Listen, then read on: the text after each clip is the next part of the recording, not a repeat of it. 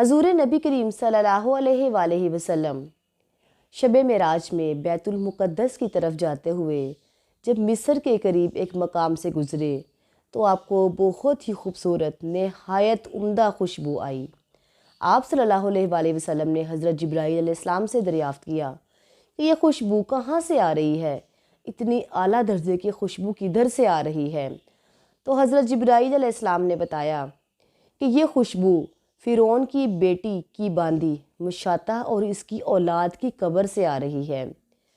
پھر حضرت جبرائیل علیہ السلام نے فرعون کی بیٹی کی جو باندی ہے مشاطہ، اس کا قصہ کچھ یوں بیان کیا۔ مشاطہ فرعون کی بیٹی کی خادمہ تھی جو خفیہ طور پر اسلام قبول کر چکی تھی۔ ایک روز فرعون کی بیٹی کو کنگھی کرتے ہوئے اس کے ہاتھ سے کنگا چھوٹ کے نیچے زمین پر گر گیا۔ وہ کنگا اٹھانے لگی تو بے ساختہ اس کی زبان سے بسم اللہ نکل گیا، جس پر فرعون کی بیٹی چونک گئی۔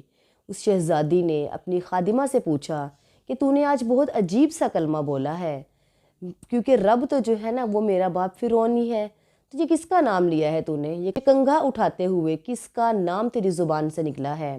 کیا تو میرے باپ فرعون کو رب نہیں مانتی؟ اس پر اس لڑکی نے کہا کہ نہیں، فرعون رب نہیں ہے، بلکہ رب تو وہ اللہ ہے جو میرا، تمہارا اور فرعون ہم سب کا رب ہے۔ شہزادی نے حیرانگی کے ساتھ دوبارہ پوچھا کہ کیا واقعی تو میرے باپ کے سوا کسی اور کو رب مانتی ہے؟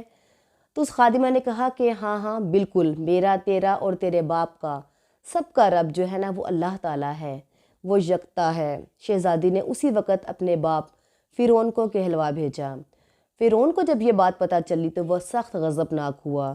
اس نے اسے دربار میں بلوایا، اس لڑکی کو، خادمہ کو، اور اس سے پوچھا کہ کیا میں تیرا رب نہیں ہوں؟ تیرا رب کون ہے؟ تو اس نے کہا، اس خادمہ نے بغیر ڈرے کہا، بنا ڈرے ہوئے اس نے کہا کہ میرا، تیرا اور ہم سب کا رب جو ہے نا وہی اللہ سبحانہ تعالیٰ ہے جو بلندیوں اور بزرگی والا ہے۔ فرعون بہت غصے میں آ گیا۔ اس نے حکم دیا کہ تانبے کی جو گائیں بنی ہوئی ہے اس کو خوب تپایا جائے، خوب تپا کر گرم آگ کر لیا جائے۔ جب وہ خوب گرم ہو جائے تو اس کے تمام بچوں کو ایک ایک کر کے اس کے سامنے ہی اس آگ میں ڈال دیا جائے، اس تپتی ہوئی گائے میں ڈال دیا جائے، اور اینڈ میں، لاسٹ میں اس خادمہ کو بھی اسی گائے میں ڈال دیا جائے۔ چنانچہ وہ تانبے کی بنی ہوئی گائیں گرم کی گئی یہاں تک کہ وہ آگ جیسی ہو گئی۔ پھر اس کے بچوں کو ایک ایک کر کے اس میں ڈالنے کا حکم دیا گیا۔ تو اس خادمہ نے عرض کیا کہ اے بادشاہ، میری ایک درخواست تو منظور کر لے کہ میری اور میرے بچوں کی ہڈیاں ایک ہی جگہ پر اکٹھی کر کے ڈال دینا۔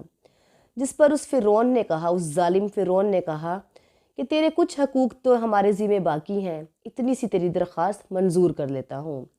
چنانچہ ایک ایک کر کے اس کی جو بچیاں ہیں نا وہ اس میں ڈال دی گئی اور وہ اسی وقت جل کے راکھ ہو گئیں۔ پھر باری آئی اس کے سب سے چھوٹے بیٹے کی، جو کہ اس وقت ماں کے ساتھ چمٹا ہوا دودھ پی رہا تھا۔ جب اس کے بادشاہ کے یعنی فرعون کے خادموں نے اس بچے کو گھسیٹا نا تو اس نیک بندی کی آنکھوں تلے اندھیرا چھا گیا۔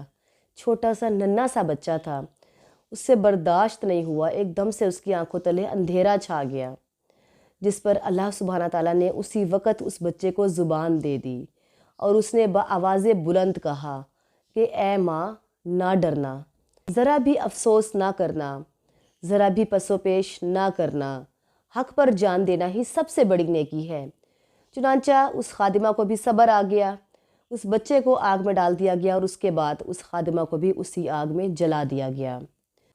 تو اے اللہ کے نبی صلی اللہ علیہ وآلہ وسلم، یہ خوشبوؤں کی مہکیں، یہ خوبصورت سی خوشبوئیں اسی کی جنتی محل سے آ رہی ہیں، یعنی اس کی قبر سے۔